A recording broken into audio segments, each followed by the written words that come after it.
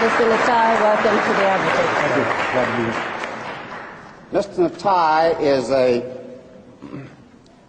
graduate of MIT. He is an Israeli, and he is a man who has written widely on this question before the House tonight.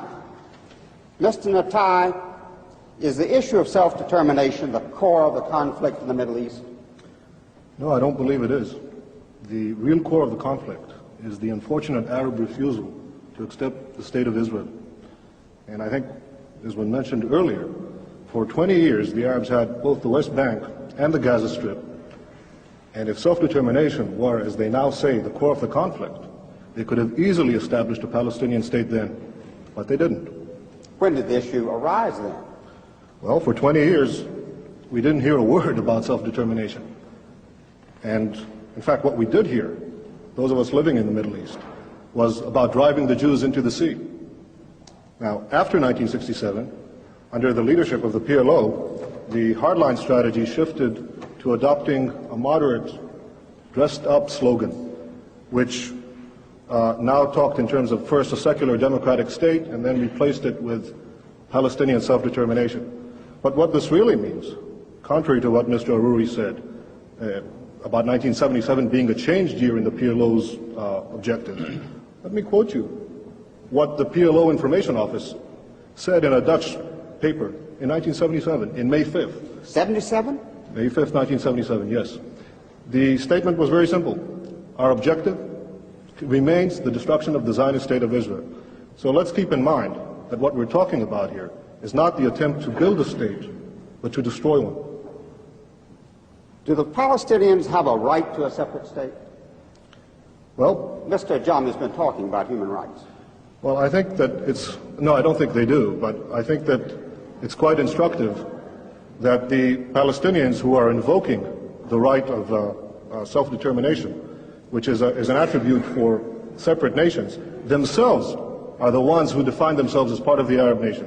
Now, no one is denying that there are Palestinian Arabs. There's a very distinguished Palestinian Arab sitting right next to me. But the Palestinians themselves, in the Palestinian National Covenant, the very first article, say that the people of Palestine, quote, are part of the Arab nation. Well, let's look at the Arab nation. It has 21 states, an area roughly the size of the United States, and 1/6 of the entire world's wealth. Now, add to that the fact that there already exists a Palestinian state, and that is Jordan, 60% of whose population is Palestinian. I think it's quite interesting that Yasser Arafat and King Hussein, who are bitter enemies, agree on one thing, that Jordan is a Palestinian state. So what we're talking about is a demand for a 22nd Arab state and a second Palestinian state. What should be done with the Palestinians on the West Bank? There's a problem, so what should be done, in your opinion? Well, I think that the Palestinians in the West Bank are going to be offered the full human rights, the full civil rights, as there are no Arabs are offered in the Middle East. No Arabs whatsoever have any full human rights or the right to vote for their own government. Those Arabs who lived in Israel in the pre-67 boundaries are the only Arabs in the Middle East who offer that right, and I'm all in favor of having the same Arabs living in the West Bank and the Gaza Strip being offered such a right in the final peace agreement. Can we have peace in the Middle East? Yes, I sincerely hope so. Look, I'm 28 years old. I've had to defend my country in 2 wars and in many battles. Nobody wants peace more than Israel. But the stumbling block to the road for peace is this demand for a PLO state, which will mean more war, which will mean more violence in the Middle East. And I sincerely believe, if this demand is abandoned, we can have real and genuine peace. Thank you. Thank you. Mr. Natai, you've told everyone that the Palestinians on the West Bank and the Gaza Strip will enjoy full human rights. Could you tell me how that's compatible with the presence of Israeli forces in their midst? Well, the Arabs living now the Arabs who lived in Israel, 400,000 of them, 400,000, between 1948 and 67, as I said earlier, certainly enjoy full human rights. And as I said, I'm not talking about the Arabs in Israel. I'm talking about the Arabs on the West Bank and the Gaza Strip. If you let me, I'll answer your question, Mr. Ajami, please. The Arabs living in Israel are the only ones who are entitled to vote for their governments, the only ones who have representative in a parliament in the entire Middle East. Now, it's true that the West Bank and the Gaza Strip are now undergoing a period of transition. In fact, no Arab government has been willing to negotiate so far about this period of transition. And I think that when this transition, when the negotiation period is ended, there is no reason why under either Jordanian citizenship or Israeli citizenship, these Arabs will not have the full human rights, the right to vote for their representatives, as the Arabs in Israel do, as hopefully all the Arabs in the Middle East will do someday. Mr. Natai, does the state of Israel itself accept that the people on the West Bank and the Gaza Strip have the right to vote on whatever future they choose?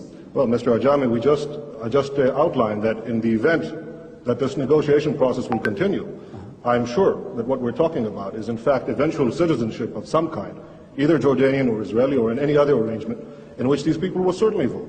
Mr. Natai, you've given yourself the right to determine that you are an Israeli, but you've also given yourself the right to negate the other entity, which I think is not somehow consistent with global practice at this time, is it? Mr. Ajami, I have never rejected another entity, nor have I ever declared my intent to destroy it, least of all the Palestinian Arabs, who I fervently want to live in peace with. All I'm saying is that it is the Palestinian Arabs themselves, their leaders, Arafat, Mohsen, who Morris Abrams quoted earlier, Farouk Kadumi, the number 2 man in the PLO, these are the ones who say they are part of the Arab nation. These are the ones who say they already have a Palestinian state. There is no right to establish a second one on my doorstep, which will threaten my existence. There is no right whatsoever. Okay, Mr. Natai,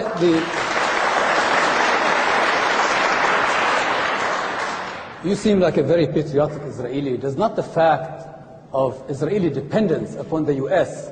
in order to maintain its occupation on the West Bank and the Gaza, does this not trouble you at all? Mr. Ajami, you asked me as a patriotic Israeli, and I'll answer as someone who has fought in the Middle East. One of the things that I think is unique about Israel, in terms of all America's allies, is that it is perhaps the only one who has taken care of itself so far. And I would think that America, in fact, it's not a one-way street, Israel taking from the United States. Israel is giving the United States an extraordinary bargain in the Middle East. It's the one stable democratic ally which the United States can count on. Mr. Natai, inasmuch as you're a Zionist and are committed to a Jewish state, given the fact that demographic predictions tell us that there will be an Arab majority within the current borders of Israel, does this not challenge the foundations of the very state which you are committed to? I know of the latest population figures, that actually show a decrease in the Arab birth rate, particularly in the West Bank and the Gaza Strip, as a result of the higher education and the universal education for women that didn't exist prior to Israel, prior to 1967. Now, if you ask me, would I reject Palestinians or Arabs living in our midst? Ridiculous. Of course not. They're citizens of Israel. If they... No, I'm talking about the West Bank and Gaza. You see, we're still going back to the core of it. Yes, I agree. Whatever will be the final arrangement, these people should be free to multiply as they wish. I think that it is written in the Bible, multiply and be fruitful. I think these people should have that right. I'm not going to start enforcing a birth control program under any circumstance. Thank you. With that biblical injunction, I turn to Mr. Abram. One more question to Mr. Natai. Mr. Natai, since the subject is what should the United States do, may I ask you if you could summarize why, in your opinion, the United States should oppose the creation of a PLO state? I think the United States should oppose the creation of a Palestinian state for several reasons. The first one being that it is unjust to demand the creation of a 22nd Arab state and a second Palestinian state at the expense of the only Jewish state. I think it also would defeat the hopes of those moderate Palestinians who genuinely want to reach a peace accommodation with Israel. Thank you. Mr. Jami, another question. Mr. Natai, as someone who would say that you believe in democracy, do you believe that Israel can continue as a garrison state and still remain a democratic state? Mr. Ajami, either you didn't hear what I said before, or for your benefit, I'll repeat it again.